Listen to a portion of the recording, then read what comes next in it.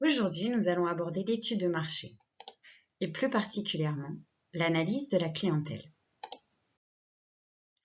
Tout d'abord, pourquoi définir une clientèle cible? Premièrement, pour préciser votre positionnement. Vous avez déjà travaillé votre positionnement précédemment dans l'étude de la concurrence. Nous allons ici la valider en étudiant les besoins de votre clientèle. Vous allez également déterminer vos prescripteurs en fonction des habitudes d'achat de votre cible et des professionnels qui gravitent autour d'elle. Vous allez préciser votre zone de chalandise, déjà délimitée dans les étapes précédentes, en la confrontant avec la localisation de votre clientèle. Enfin, vous commencerez vos premiers pas dans la stratégie commerciale en définissant les mots-clés de votre argumentaire de vente basé sur les besoins, les désirs et les freins de votre clientèle. Comment identifier la ou les cibles visées? Commençons par des questions simples. Est-ce un homme, une femme, les deux? Selon leur genre, leur besoin peut être différent. Il s'agit d'adapter votre offre en conséquence. Ensuite, leur âge. Selon leur tranche d'âge, leurs freins, leurs besoins, leurs moyens de consommation, mais aussi leurs canaux de communication seront différents. Il est donc important de bien connaître les particularités de la ou des tranches d'âge que vous désirez cibler.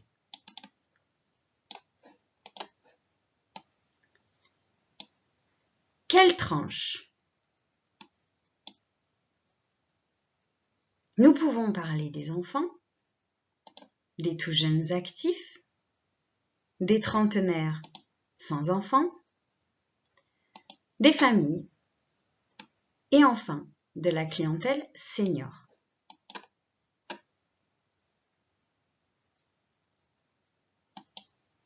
Nous en venons maintenant à la catégorie socio-professionnelle, c'est-à-dire quel est le pouvoir d'achat de votre clientèle et quel est le budget qu'elle est capable d'allouer à votre prestation ou votre produit.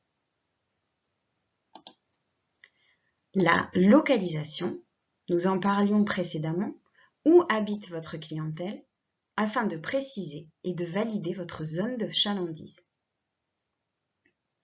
Maintenant, intéressons-nous aussi aux habitudes de vos clients. Quels sont leurs passe-temps? Qu'aiment-ils faire? Où vont-ils? Où se renseignent-ils? Comment achètent-ils? Et enfin, quelles sont leurs valeurs? Grâce à cette première analyse, nous avons créé une cible. Nous allons maintenant approfondir la carte d'identité ébauchée.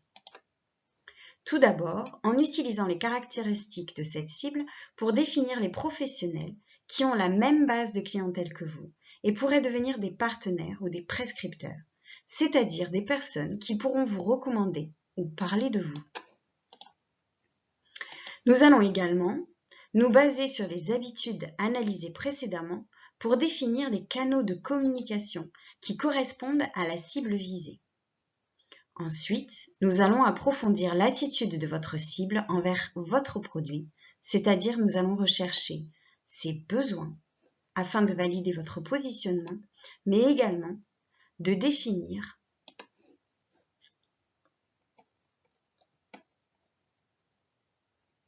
vos argumentaires de vente.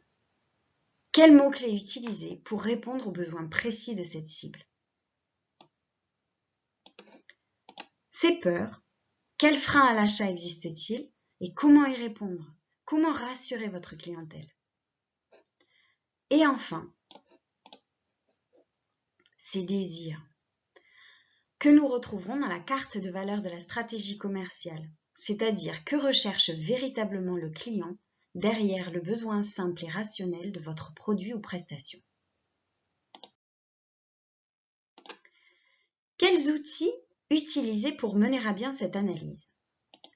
L'utilisation bien sûr de la fiche persona, qui est la version simplifiée de la carte d'identité visionnée précédemment. En remplissant tous les critères vus sur la partie gauche, vous pouvez également vous aider du générateur de persona qui pourra vous inspirer dans votre analyse par des questionnements supplémentaires. Tous ces outils sont à trouver dans votre parcours. Ensuite, dans la partie droite de la fiche persona dans laquelle vous rentrerez les mots-clés qui serviront à construire votre argumentaire de vente, étape clé de la partie commerciale et de communication qui suivra. Quelle est donc la suite? Créez vos personas, en général entre 3 et 5 selon les projets. Définir des mots-clés de l'argumentaire de vente et donc compléter sa carte de valeur. Et enfin, déterminer les canaux de communication et préparer surtout un calendrier d'action commerciale, c'est-à-dire préparer la stratégie commerciale.